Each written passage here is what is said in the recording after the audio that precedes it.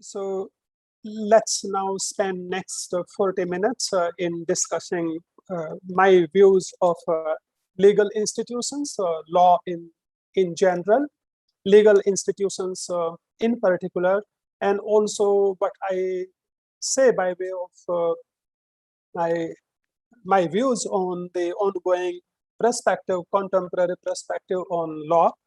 Those ideas, I think, will apply to larger set of institutions, be they formal institutions, be they informal institutions.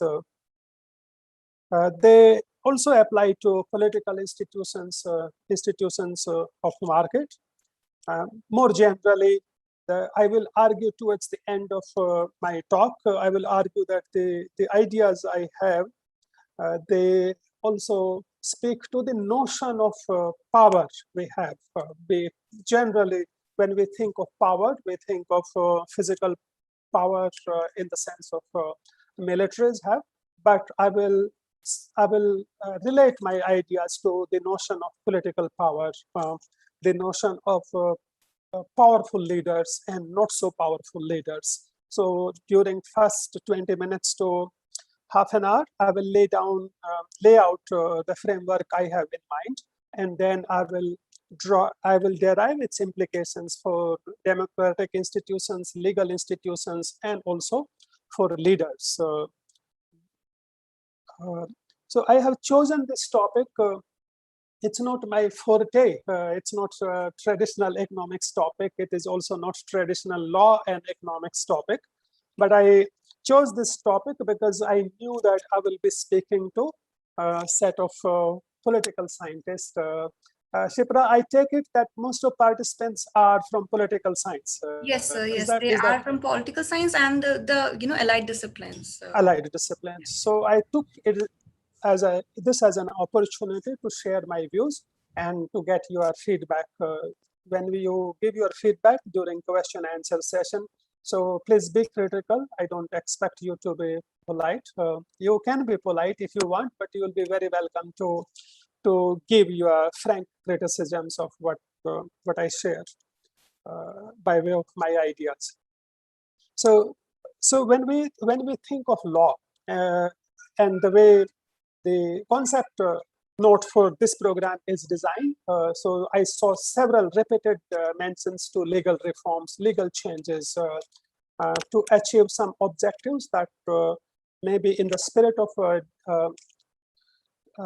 democracy, in the sense that they propagate popular will. At times, the governments are guided by some other considerations which are not widely shared. For example, a particular view on national security may not be shared by the society at large. But point is that that the concept notes talks about legal changes, desirability, undesirability,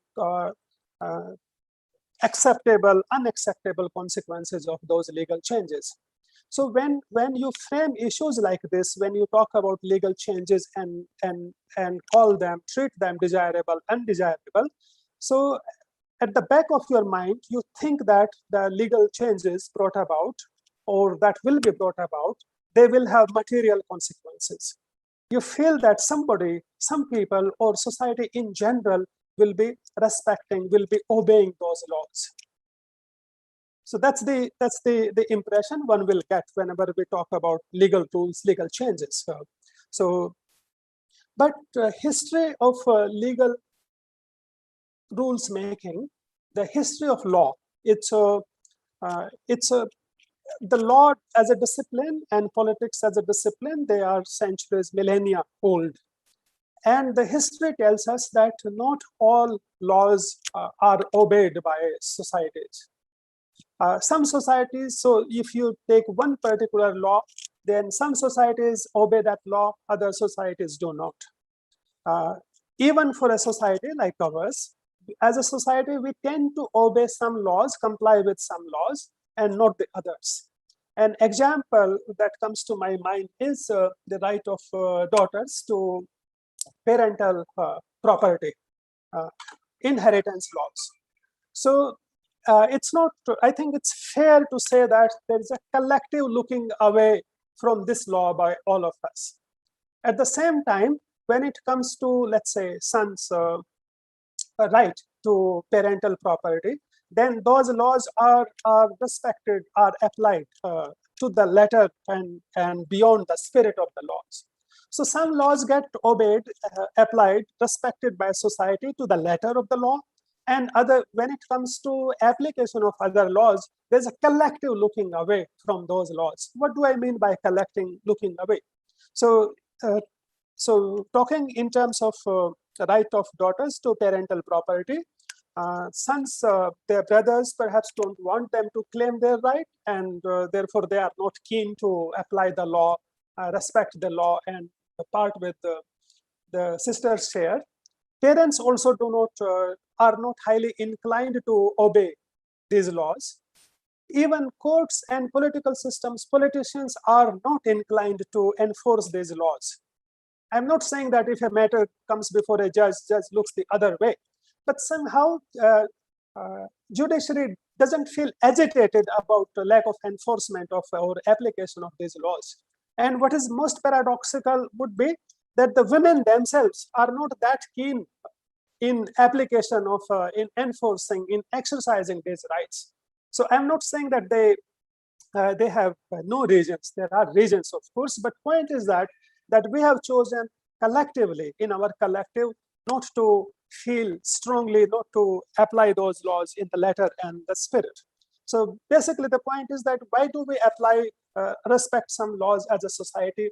Why do our police officers, judges, and legislatures are keen on in making laws and applying them to the letter, and not with respect to other laws?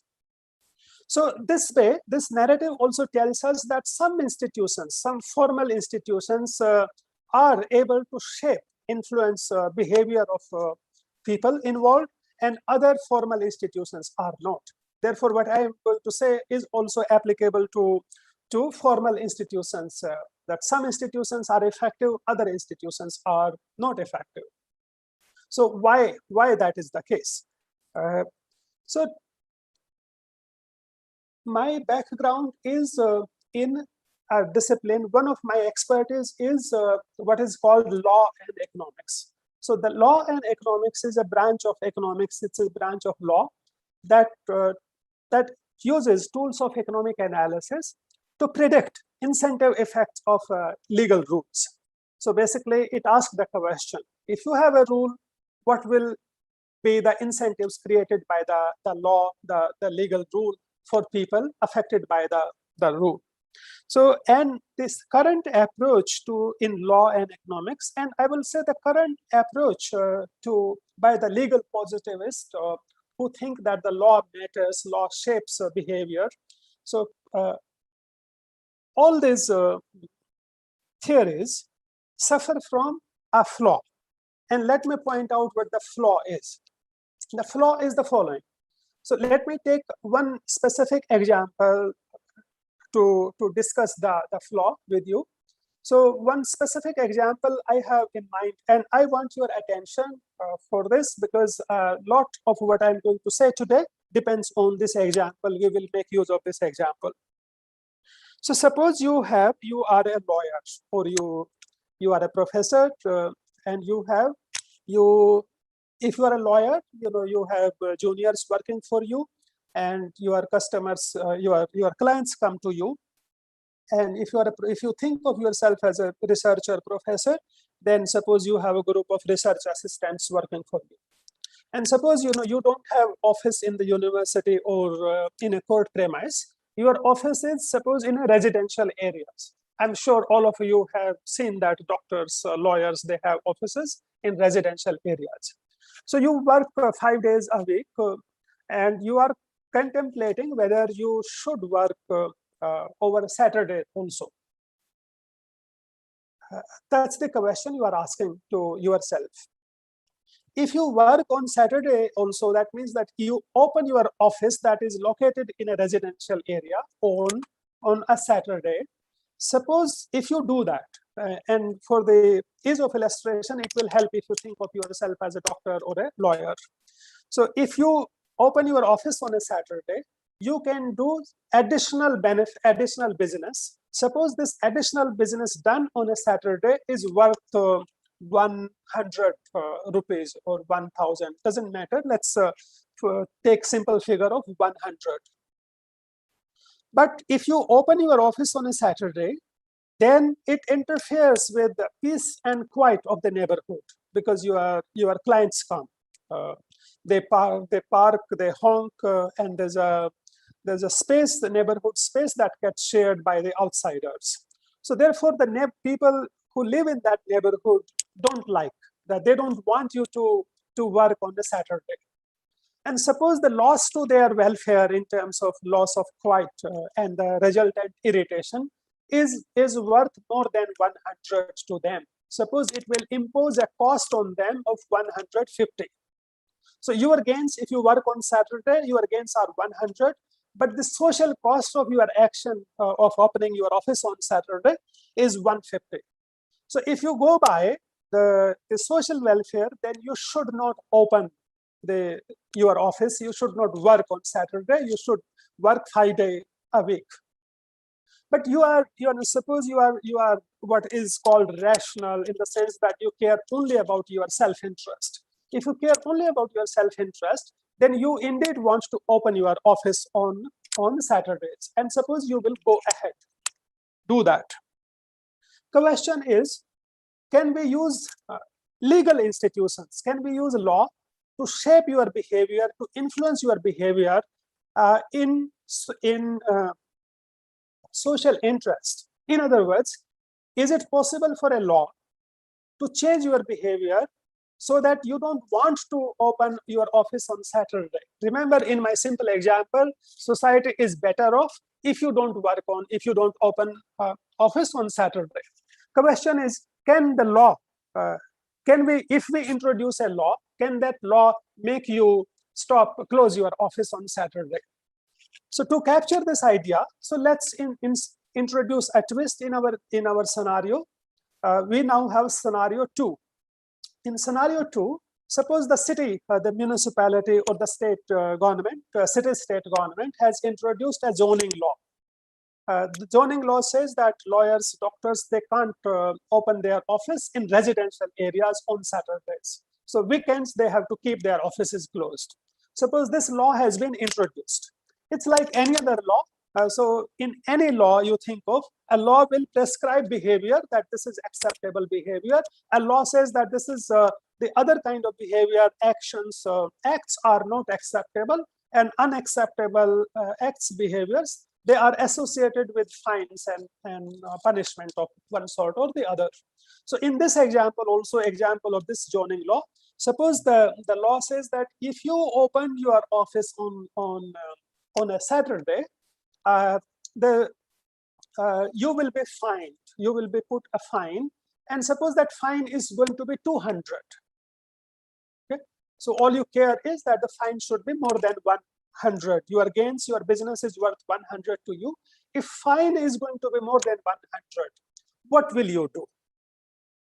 Question is, our general impulse will be that you will not open your office on Saturday, because you will figure that I will incur if I open the office, it will be worth 100, but the associated costs are more than 100, and therefore you will argue that I am better off not opening the office, and you will not open your office. The inference would be that such a law, such a zoning law matters. It has changed your behavior from socially undesirable to socially desirable behavior. But this reasoning, you may find it plausible, but I argue that this line of reasoning is flawed. It is not correct reasoning.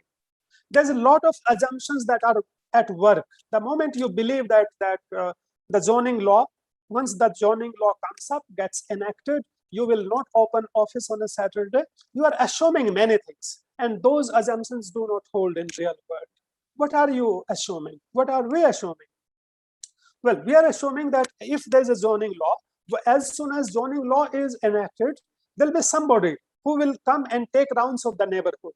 And if they found, if that somebody, that inspector found your office to be closed, then they will make sure that they extract fine of 200 from you. That's what we are assuming, right? Suppose the zoning law has been enacted on paper through assembly or parliament, but there's nobody to enforce this law. There's no provision, there's no inspector who will ever come and check whether your office is closed or not. Then such law will not matter at all. It will remain an ink on a piece of paper. It will change nothing by way of your behavior. So when you assumed, when you thought that this law will change your behavior, you assumed that there is going to be somebody who will come, take rounds, and extract fine from you if you chose to operate your office on Saturday. Same logic applies to traffic rules, same logic applies to criminal acts, same logic applies to whenever any formal institutions you think of. Automatically, just because an institution has been put in place, we start believing that there will be an entity that will enforce the prescription, the dictate of the law. But it doesn't happen. To make sure that there are inspectors who will come and inspect, you have to make provisions for additional resources, right? You have to make provisions for additional resources. But you can say that, that's not a big issue. A country that wants to enforce a law will also keep in mind that there are enough economic resources put in place to hire men and material in classic sense, that they will have people and also resources. They will have cars, bikes, jeeps, who will come driving and will inspect every neighborhood. That's possible. You can do that. But if you so let me take a step back and put something by way of contrast. Suppose there is no zonal law, but now imagine there's a bully, there's a person who is very hefty, very powerful, and very nasty, and is also very eccentric. This person, somehow she doesn't like seeing offices open on Saturday, and she takes a round of neighborhood.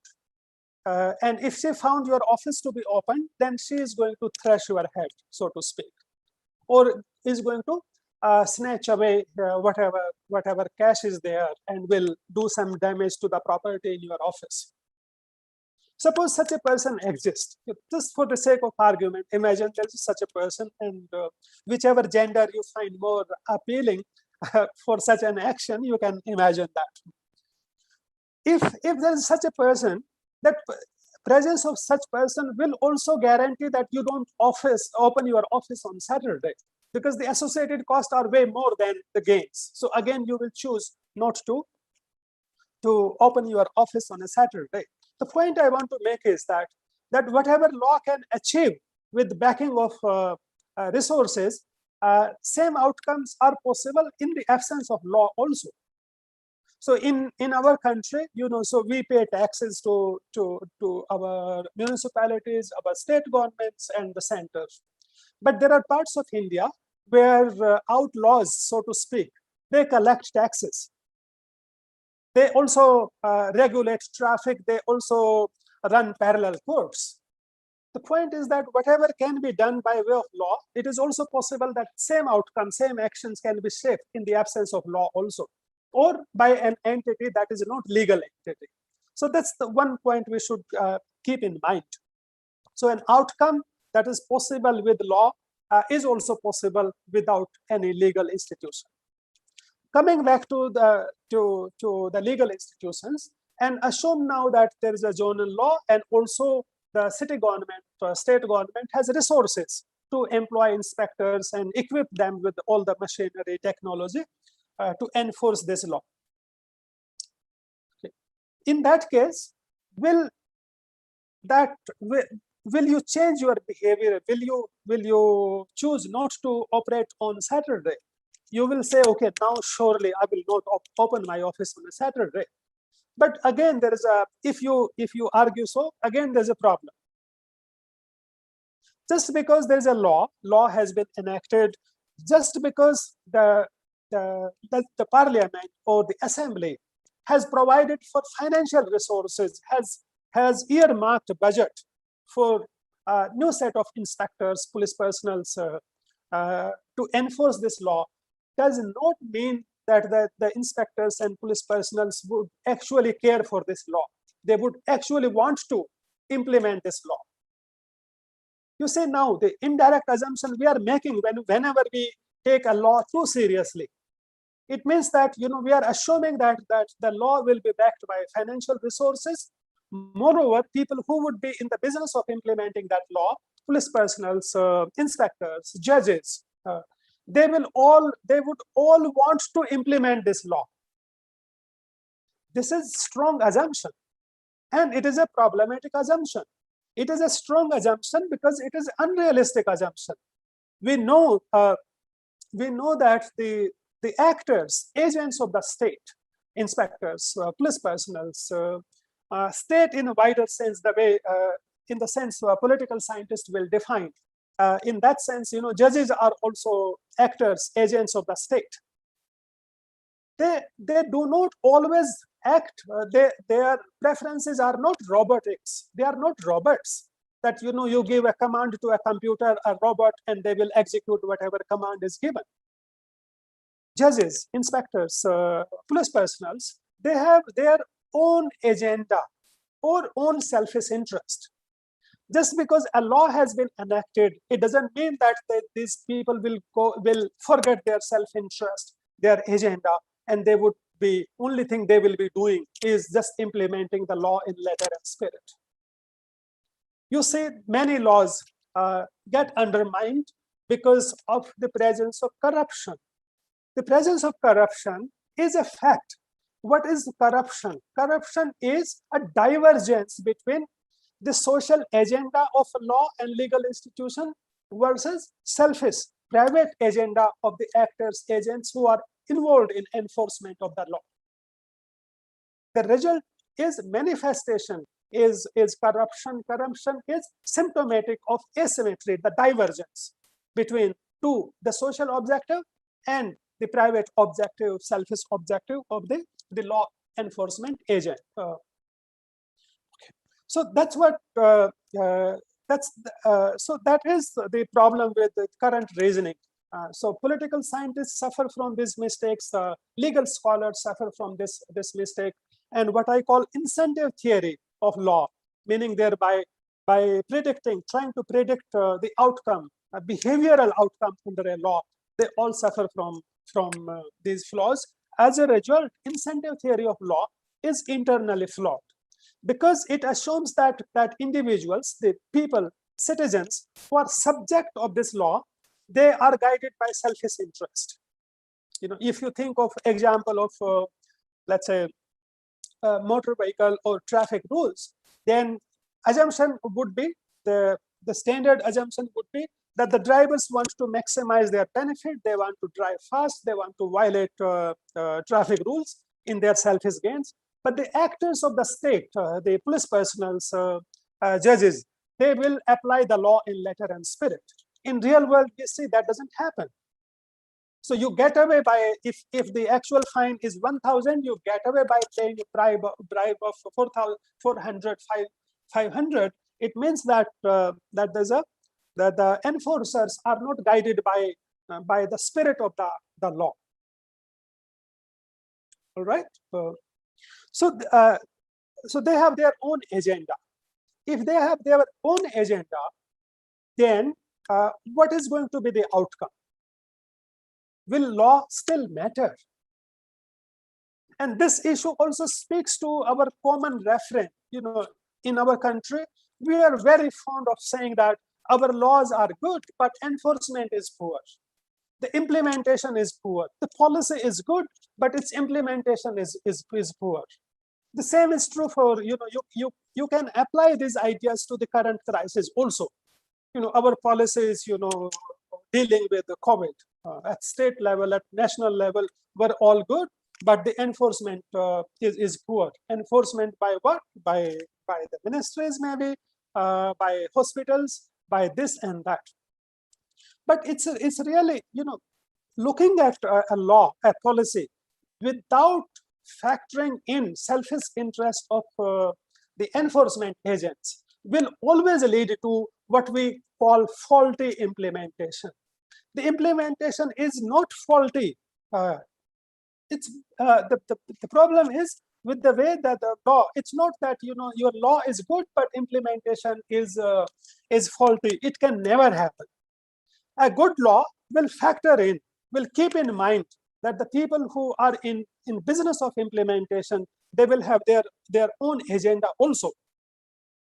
If a law, a policy does not factor this in, then that law is not a good law. It is not a complete law. It does not present a full game of life, full picture of life. It has incomplete incomplete scenario in mind. And that leads to a poor implementation. Poor implementation is nothing but a law that has not been seriously thought through. That is a law that is based on faulty assumptions will lead to poor implementation, and that's what we have got. So now moving on. Just to conclude this part of the discussion, our legal positivist and proponents of imperative theory of law, leading scholars like Hart, Jeremy Bentham, John Austin, and others, they have all their arguments, and including Thomas Hobbes' argument that the law gets its command because it is backed by the authority command of the sovereign. These all views are, of course, are plausible, are impressive, but they suffer from this internal fault. There's an internal, the internal structure of these views, these theories is flawed and leads to faulty implementation, poor implementation. That's the main point I want to make. Then we have the question. Now we are face to face with a question. Okay, what will make a law non-faulty law? When do we hope that a law will be applied, will be respected, will be enforced? Under what condition we can hope that a law will be applied, will be respected by a society, and under what condition it will not be? To make these points, I want to introduce you to a formal structure. So next 5 minutes are going to be little formal, but I invite you, I urge all of you to pay attention to this little formal. I will put a few figures together and will introduce something that goes by name of a game theory. So political scientists, American political science, for example, makes extensive use of game theory, elementary game theory. A notion, a concept in game theory used by it's used by mathematicians and economists, but many political scientists also use game theory. People who study international relations, IR, are also familiar with notions like a game theory and equilibrium, prisoner's dilemma, for instance. You might have encountered these terms. So I'm going to introduce you to this notion of game theory, equilibrium, Nash equilibrium. All it will take is 5 minutes, and I believe it will be worth if you pay attention to. It's actually, I'm taking it as a challenge and also an opportunity to teach a little bit of game theory to political scientists, and with your cooperation, I think I will succeed. So let me, you keep your side of the bargain, and I will try to keep my side. To assume a situation before you start looking at these numbers. So let's assume that you and I are drivers on Delhi roads or roads of any city in India. So we are drivers. We are driving our vehicles. Doesn't matter our vehicle or borrowed vehicle, or we are. So we are on the road. We are driving. And imagine there is a police personnel also. So in this example, there are three individuals, you and I, two, and there's a police personnel. So you and I have to choose behavior, our conduct, our rules of driving. A will stand for appropriate behavior. That is consistent with traffic rules in India. So A will stand for appropriate behavior, B will stand for bad behavior. So you and I, we can drive responsibly, we can adopt appropriate driving appropriate behavior. If we do that, then, and if you would like, you can think of a narrow road or a street that is shared by two of us. So if we adopt driving appropriate behavior, then suppose we can maneuver our vehicle without congestions, without hitting each other, and without delaying the other side.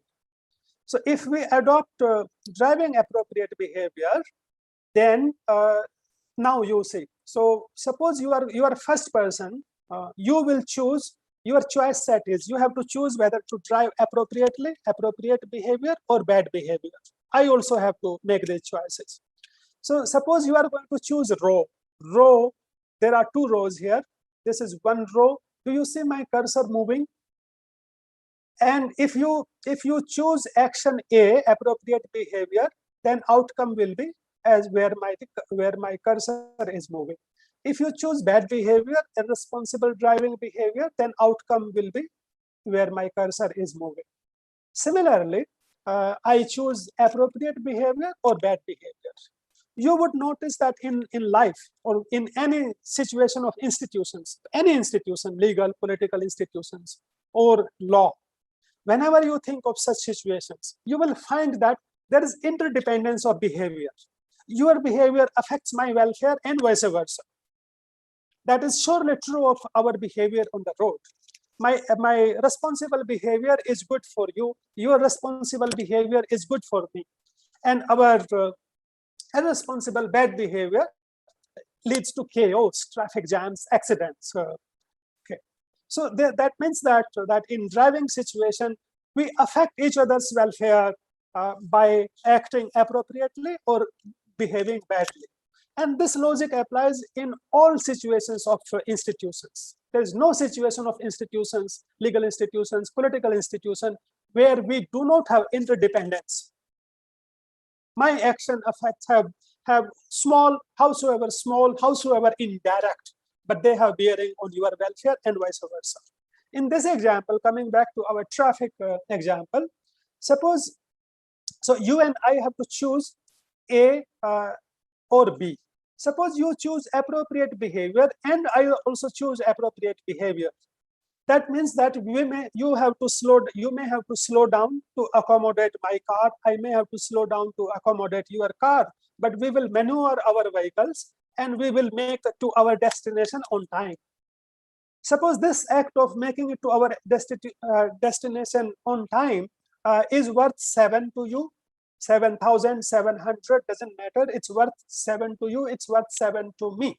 So the first figure here, remember, if you see this cell of this matrix, it has three figures, 7, 7, 0. The first 7 depends on it. The first 7 shows your benefit. Second 7 shows my benefit. Third is we will talk about the third figure. But as of now, let's stick to our discussion between you and me. So if you slow down to accommodate my vehicle, you will get benefit. You will spend some time, but you will make it to your destination, and you will that is worth 7 to you. But if you behave badly, irresponsibly, you can cut me short. You can make me wait longer, and it's like you overtake me in an irresponsible way, or when you should be giving me right of way, you don't. You overspeed and you reach faster at your destination. So that will give you additional benefit. So Indians are very good at getting such kicks. We get great kick by saving 10 seconds. Even if it's going to cost 10 other drivers, a lot of their time. So, but we get a lot of thrill Suppose this additional thrill means that the benefit you get because of this bad, irresponsible behavior is that you will reach your destination sooner, and that overall that experience is worth it to you. So what you would want to do, notice here, if you acted appropriately, I also acted appropriately, we will both reach our destination safe and sound, and we will get benefit of 7 each. But you suppose you give into temptation and you cut me short, then I'm stuck, and you reach sooner. So you gain from 7 to 8, but I lose in the process. So, and many of us give into such temptation. So in this case, notice what you will get. You want to move from appropriate behavior to bad behavior. That means that 7-7, appropriate behavior by you, appropriate behavior by me, is not an equilibrium. In the language of game theory, it is not an equilibrium because you want to deviate from it. Actually, why to blame you? Same logic apply to me. If I move from appropriate behavior to bad behavior, my benefit also goes up from 7 to 8, but your benefit comes down from 7 to 1. So both of us will, so therefore, there is the situation of appropriate behavior. Appropriate behavior is not an equilibrium. In the theory, in the language terminology of game theory, it is not a Nash equilibrium. So a Nash equilibrium is a situation, an equilibrium is a situation from which we do not want to deviate. But here you want to deviate, I also want to deviate. Therefore, appropriate, responsible behavior is not a Nash equilibrium. Question now is, if we bring in traffic laws, can we change this situation of bad behavior into appropriate behavior? How do you achieve that? Suppose we amend our Motor Vehicle Act. It was amended 3 years ago, I think. So suppose we further amend it, and amendment would mean that we bring in more traffic police personnel. So let's now bring in traffic police in the picture. Traffic police has to, so you and I have to choose between A and B, as we have discussed. And suppose the traffic police has to choose in this matrix L or R. Notice here, you see L here, you see R here. So R is the right behavior on part of traffic police. If traffic police, for instance, the story in this example would be that the traffic police, if traffic police is around and you behave badly, you cut me short, you violate traffic rule, then you are imposed a fine of 2 rupees. Notice now, under bad behavior, your benefit was 8 because you saved some time. But if there's a police personnel, and the police person can take you to situation in matrix R, will impose a fine of 2 on you. That means that bad behavior now gives you net benefit of 6. Good behavior, as before, gives you benefit of 7, but now bad behavior gives you benefit of 6. Why 6? 8 minus 2 you pay as a fine. It would seem now that you would not want to behave badly because it will make you worse. There's a police personnel around who will make you pay the fine. Similarly, I will also think that, okay, it's not worth anymore to behave badly. Let me drive responsibly. But question is, will police personnel want to choose R, would want to enforce the law? Answer is no. Why answer is no? In this example, I admit it's a hypothetical situation, but it makes a point. If you assume that the enforcement of law requires some efforts on the part of police personnel, and it means that it causes disutility to police personnel. And if you are not convinced, then think of if you live in Delhi, Gurgaon, NCR region, or any other big city in India. You would have noticed one thing, that your waiting time on a red light is longer if that crossing is manned by a police personnel compared to if traffic signals was working. If traffic signal is working, you wait if you face red signal, but your waiting time is longer if the same crossing is managed by a traffic police personnel. Why is that? You say that because managing traffic efficiently is costly, is painful, is discomforting experience for police personnel. So what they do is they signal to one side of traffic that you keep it's go ahead for you, and then they go on the side, drink water, wait for 5-10 minutes, and re-emerge to signal to the other side that now you can. So as a result, the overall situation becomes worse. The overall travel time goes up, waiting time also goes up. So in such a situation, the traffic police does not want to implement the law as the law intends. So in this case, it is as if now we can read third figure here. In each cell, there is a third figure. It's like, if the traffic police personnel does nothing, then he gets no gain, no pain. He gets net benefit of 0.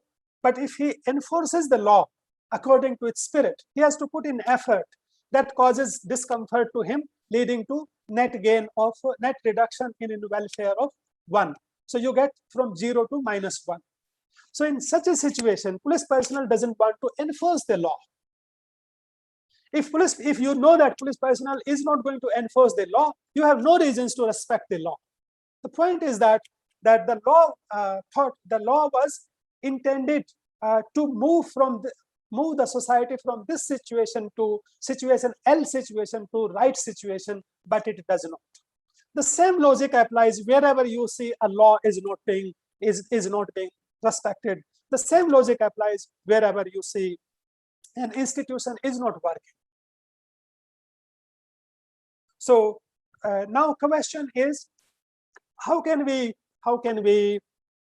guarantee that a law works? Answer is, we cannot always guarantee that the law will work. The law will work, it can never be guaranteed. It depends. Law may work, it may not work. Therefore, the question is, under what circumstances the law will work? Law can work in situations where the law enforcers also want the law to work. They get benefit, they get satisfaction, they get the satisfaction benefit doesn't have to be monetary benefit. It could be the satisfaction you get by doing your duty. It's like, what will it take to make Indian teachers good teachers, Indian researchers good researchers? Can a law, a UGC regulation achieve this? Maybe, may not be. But no law, no UGC regulation can guarantee that Indian teachers will start to teach more sincerely, they will become better teachers. It depends. What does it depend? One of the crucial things is that the law should guarantee that the people who are going to be in the business of law and law enforcement, it should be in their interest to enforce the law. So it is very important that the law enforcers, who are the law enforcers? Law enforcers, inspectors, police personnel, they are also judges, senior judges, and the entire hierarchy in bureaucracy, entire hierarchy in police organization, entire hierarchy in judiciary. If everybody wants the law to work, then law will work. Why will law work in that case? Because they are keen to enforce the law. And once citizens know that the law enforcers are keen to enforce the law, it will not lead to a situation of good law but poor implementation. It will be a situation of law and good implementation. A good policy will be matched with good implementation if that is guaranteed. But how do we guarantee? How can we guarantee that the law enforcement agencies, they want to enforce the law? Again, it cannot be guaranteed always. But there are things that matter for success or failure of a law. Again, give me 1 or 2 minutes to go over these numbers, and this is the last formal component I have in my talk. Shipra, how am I doing in terms of time? So yes, Have I taken too long already? Yes, you can take as much you want. You have time. 5 minutes? Yeah, please. Out Continue. of 5 minutes? Sure, sir. Please go ahead. Out of 5 minutes, let me spend 1 minute on this table. Let's go back to our traffic police example. You and I drivers, and we have a traffic police personnel. Think of a traffic police personnel who cares, who is very sensitive to her responsibility, who wants to implement the law. Why does she want to implement the law? Maybe she feels that taxpayers are paying for my salary. I owe it to you. I owe it to them to enforce the law. Maybe she feels that this law was drafted, was enacted following a due process in a democratic setup. She feels that this is a good law. She feels that I should enforce this because I'm benefiting. My family is surviving on the salary, and these citizens are paying taxes so that I get my salary. Point is that here is a police personnel who thinks that this is a good law and it should be enforced. What does it mean, police personnel thinking that it's a good law and I want to enforce it? She should feel better if she is doing her duty compared to she not doing her duty. Let's now remember, in my example, I told you that third figure in every cell is about benefit of police personnel, is about enforcer of law. Notice if you compare, there are 4 cells in the left panel and there are 4 cells in the right panel. Notice the difference if you focus on pick up any cell in the left panel, pick up any cell. Look at the third figure in that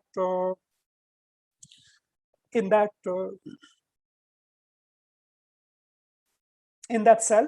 First of all, look at the first cell. In the first cell, suppose the police personnel thinks like this, that if I am lax in my duty, I will get I feel net benefit of 0. But if these guys are if I know that my action, my law enforcement of traffic rules can make these guys behave, then I feel good about it. And police personnel's welfare now moves from 0 here to 1 here. Point is that if everybody is acting responsibly, you act responsibly, you choose A. I am second driver, I act appropriately, I get benefit of 7. And if police personnel also act responsibly by enforcing law, she gets benefit. She feels like that, she feels better. So instead of 0, it's as if she is getting higher benefit, higher than 0. Doesn't matter, 1, 10, whatever it is, it's higher than 0. So that's the situation we get. In any other situation, our police personnel thinks that if our police personnel has to figure, and she feels that as long as I'm enforcing law, I'm going to get benefit of 1. If we make this assumption, then something interesting happens. If we are only in the left panel, what is left panel about? Left panel is with lax implementation, with no implementation. With no implementation, the only outcome will be that you will behave badly, I will also behave badly, and outcome is chaos we experience every day on Delhi roads, on Indian roads. But if police personnel acts somehow decides to stay the guard and implement the law, then notice you don't want to deviate from appropriate behavior to bad behavior, because now she is around to put a fine of 2 on you. So you will become worse off. I will also become worse off by violating traffic rule. So if police personnel finds it in her interest to enforce the law, then law changes our behavior from bad behavior to appropriate behavior from every side. This is the way. If situation is of like this, then we can hope that the institutions will matter, they will change the behavior. But the question now is, how can we ensure that our police personnel, our judges, they want to enforce the law? Several things have bearing on whether your police personnel, your judges want to enforce the law or not. One is that their own value system. Depending on your own value system, you get same salary as your fellow teacher, but you put in different efforts in teaching. It will have no monetary benefits, but maybe it's your sense of uprightness, maybe the sense you get after, the thrill you get after delivering a good lecture, where you leave your students mesmerized, interested in knowing more. That the kick you get, it's something that can make you teach better. Similarly, the kick that the thrill that an officer gets by implementation of law is something that will have bearing. But different individuals feel differently. Not everybody gets kicked from the same action. Therefore, this leads to the question, what kind of people should be chosen to implement the law? In other words, what kind of citizens should be joining government services? That's the question. Ideally, it should be people who are driven by motivation to contribute to the social good. They should join the public sector. And rest of us who care a lot more about money, private sector offers us ample opportunity to harness, to capitalize on our talent and knowledge. So that's one inference that emerges. But it also depends on the lawmaking process. You could be an upright teacher, upright researcher, very capable researcher, but if UGC comes out with a ridiculous regulation, you will have nothing but contempt. Similarly, if law seems bizarre to you, or the lawmaking process was not inclusive, and it's where the lawmaking processes are so important for its implementation. Some laws that did not go through due process, that did not take affected people who are going to be enforcing those laws, if their will doesn't get reflected in laws, then those laws also have a poor chance of getting implemented. They will be resisted, or they will not be enforced by the enforcement agents. So these are some of the lessons that emerge. Then finally, 2 minutes, I want to talk about the notion of power and power of political leaders and power of military. Actually, any notion of power, any notion of hard political power, military power, or soft power, you and I enjoy in our circles. So any notion of power is based on beliefs. And what are beliefs? Here also, remember, you and I will behave responsibly on road if we believe that there is if we violate traffic rules, there'll be somebody to penalize us. You would know, if you drive on a road frequently, you know where CCTV cameras are installed, or you know where they are more likely to be installed. You also know where traffic police is going to be monitoring your speed. They don't monitor your speed every day, but they are likely to be there. You behave responsibly on those road stretches and not others. The point is that the belief matters so much, because we can't see CCTV cameras everywhere. We don't see police personnel everywhere. We don't have bureaucrats and judges watching our behavior everywhere. The beliefs are so important for functioning of laws, legal institutions, and political institutions. If we believe that there is going to be somebody to enforce the laws, then we will have incentive to obey, to comply with those laws, those rules. But why would enforcement agents, judges want to enforce the law? They also, beliefs are important for them also. They will be serious about implementation of law if they feel that, if they are serious about implementation of law, they believe that either they are superior or somebody in society will bring it to notice of somebody in the society who will penalize them. The entire structure of power, the entire functioning of law, legal institutions, political power is based on this dynamics. You can call belief, you can call it fear. That makes people, bureaucrats, citizens act in different ways. One set of, and here, somehow for some interesting, intriguing reasons, different people can lead to different beliefs. Different political leaders can generate different beliefs about what they will do and what they will not. You would notice that, whether you think of office in your organization, in your college, in your university, in your municipality, in the state government, the central government, the leaders are important about beliefs, about what will get enforced, what will not get enforced. So somehow, the point I want to make is that different individuals have different abilities to generate different beliefs about what will be implemented and what will not. Otherwise, you notice, think of any state government.